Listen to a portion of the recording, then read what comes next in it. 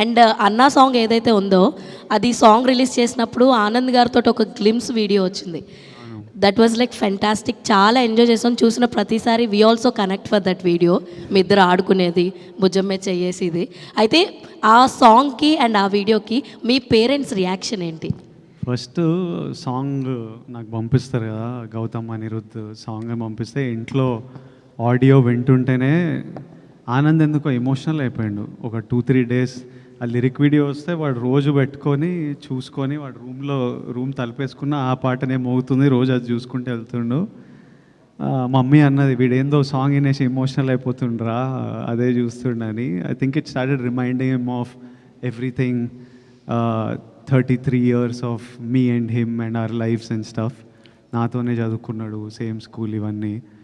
So ఇంకా వాడు మమ్మీని అడిగి నేను ఇట్లా I want to make something అని చెప్పి వాడే చేసిండు అదంతా.